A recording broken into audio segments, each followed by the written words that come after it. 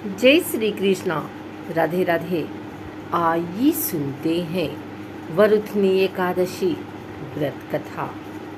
अर्जुन ने कहा, हे प्रभु, वैशाख माह के कृष्ण पक्ष की एकादशी का क्या नाम है तथा उसका क्या विधान है और उससे किस फल की प्राप्ति होती है, सो कृपापूर्वक विस्तार से बताएं।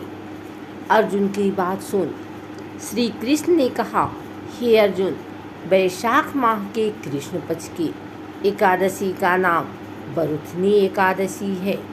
यह सौभाग्य प्रदान करने वाली है। इसका उपवास करने से प्राणी के समस्त पाप नष्ट हो जाते हैं। यदि इस उपवास को दुखी सधवा स्त्री करती है तो उसे सौभाग्य की प्राप्ति होती है। वरुथनी एकादशी के प्रभाव से ही राजा मानधाता को स्वर्ग की प्राप्ति हुई थी।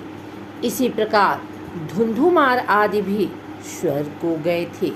वरुथनी एकादशी के उपवास का फल 10 सहस्त्र वर्ष तपस्या करने के फल के समान है।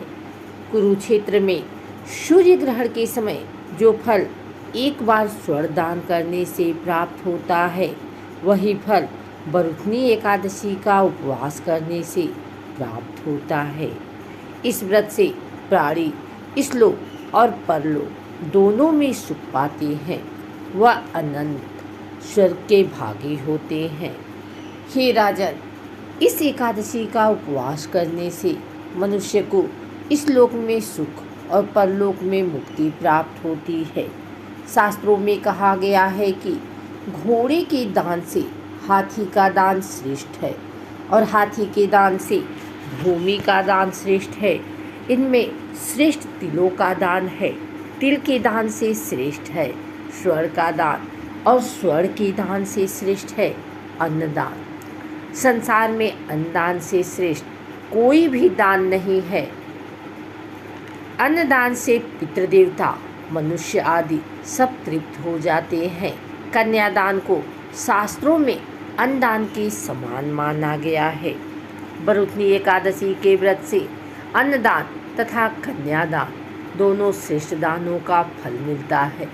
जो मनुष्य लालचवश कन्या का धन ले लेते हैं या आलस्य और काम चोरी के कारण कन्या के धन का भक्षण करते हैं, वे प्रलय के अंत तक नरक भोगते रहते हैं या उनको अगले जन्म में बिलाव योनि में जाना पड़ता है। जो प्राणी प्रेम से तथा यज्ञ सहित कन्यादान करते हैं, उनके पुण्य को चित्रगुप्त भी लिखने में असमर्थ हो जाते हैं। जो प्राणी इस वरुथनी एकादशी का उपवास करते हैं, उन्हें कन्यादान का फल प्राप्त होता है। वरुथनी एकादशी का व्रत करने वाले को दशमी के दिन से निम्नलिखित वस्तुओं का त्याग कर देना चाहिए।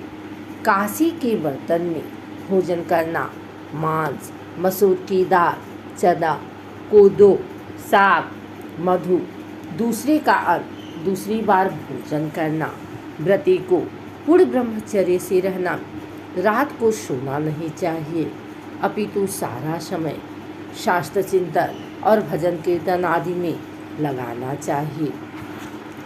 दूसरों की निंदा तथा नीच पापी लोगों की संगत में नहीं करनी चाहिए।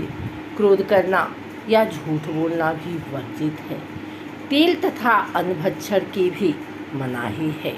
हे राजन, जो मनुष्य इस एकादशी का व्रत विधान पूर्वक करते हैं, उन्हें स्वर्ग लोक की प्राप्ति होती है। अतः मनुष्य को निकृष्ट कर्मों से डरना चाहिए। इस व्रत के महात्म्य को पढ़ने से 1 सहस्त्र गौदान का पुण्य प्राप्त होता है। इसका फल गंगा स्नान करने के फल से भी अधिक है। सौभाग्य का आधार संयम है। हर प्रकार संयम रखने से मनुष्य के सुख और सौभाग्य में वृद्धि होती है। यदि प्राणी में संयम नहीं है तो उसके द्वारा किए गए तप, त्याग व भक्ति, पूजा आदि सब व्यर्थ हो जाते हैं। एक और कथा के अनुसार एक बार धर्मराज युधिष्ठिर ने भगवान श्री कृष्ण से कहा कि आप वैशाख मास के कृष्ण पक्ष की एकादशी के महत्व के बारे में बताएं और इस व्रत की कथा क्या है इसके बारे में सुनाएं। तब भगवान श्री कृष्ण ने युधिष्ठिर को वरुथनी एकादशी व्रत की कथा के बारे में बताया। प्राचीन काल में मांधाता नाम का एक राजा था जो नर्मदा नदी के तट पर राज्य करता था। वह एक तपस्वी तथा दानशील राजा था। एक दिन वह जंगल में तपस्या करने के लिए चला गया। वह जंगल में एक स्थान पर तपस्या करने लगा। तभी वहाँ एक भालू आया। वह राजा मांधाता के पैर को चबाने लगा, लेकिन राजा तपस्या में लीन रहा। भालू राजा को घसीटने लगा और जंगल के अंदर लेकर चला गया। भालू के इस व्यवहार से राजा बहुत डर गया था। उसने मन ही मन भगवान विष्णु से रक्षा की प्रार्थना की। भक्त की पुकार सुनकर भगवान विष्णु वहाँ प्रकट हुए और भालू को मारकर राजा के प्राण बचाए। भालू ने राजा का पैर खा लिया था। इससे राजा बहुत दुखी था। तब भगवान विष्णु ने उसे कहा कि तुम दुखी मत हो, इसका एक उपाय है। तुम मथुरा में वरुथनी एकादशी का व्रत करो। वहाँ पर मेरी वराह अवतार मूर्ति की आराधना करो। उस व्रत के प्रभाव से तुम ठीक हो जाओगे। तुम्हारे पुराने जन्म के पाप कर्म के कारण ही भालू ने तुम्हारा पैर खा लिया। तुम बताए गए उपाय को करो। प्रभु की बातें सुनकर राजा ने वरुथनी एकादशी का व्रत मथुरा में किया। वहाँ पर उसने वराह अवतार मूर्ति की विधि विधान से पूजा की। फलाहार करते हुए व्रत किया। वरुथनी एकादशी व्रत के प्रभाव से राजा फिर से सुंदर शरीर वाला हो गया। मृत्यु के पश्चात उसे स्वर्ग की प्राप्ति हुई। इस प्रकार से जो भी वरुथनी एकादशी व्रत रखता है उसके पाप नष्ट हो जाते हैं और उसे मोक्ष मिलता है। आइए सुनते हैं वरुथनी एकादशी पूजन विधि। वरुथनी एकादशी के दिन व्रत रखने वाले व्यक्ति को सुबह जल्दी उठकर नहा धोकर पीले रंग के कपड़े पहनने चाहिए।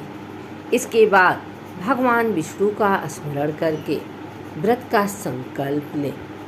फिर पूजा स्थल को पवित्र करें और भगवान विष्णु की विधिवत पूजा करें। पूजा में पीले फूल, हल्दी, कुमकुम, अक्षत, फल, मिठाई, पंचामृत जरूर शामिल करें। इसके बाद धूप दीप करें और विष्णु जी को तुलसी दल चढ़ाएं। वरुथनी एकादशी के दिन भगवान विष्णु की पूजा करने के साथ ही माँ लक्ष्मी की भी पूजा करें। इसके बाद वरुथनी एकादशी की व्रत कथा पढ़ें या सुनें। विष्णु सहस्त्र नाम का पाठ करें। आखिर में आरती करें और प्रसाद सभी को बांट दें। फिर अगले दिन द्वादशी तिथि प्रारंभ होने के बाद एकादशी व्रत का पारण करें।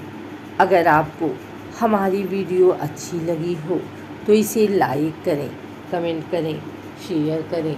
हमारे चैनल को सब्सक्राइब करके बेल नोटिफिकेशन ऑल पर सेट कर लें ताकि आगे आने वाली वीडियो सबसे पहले आप तक पहुंच सके।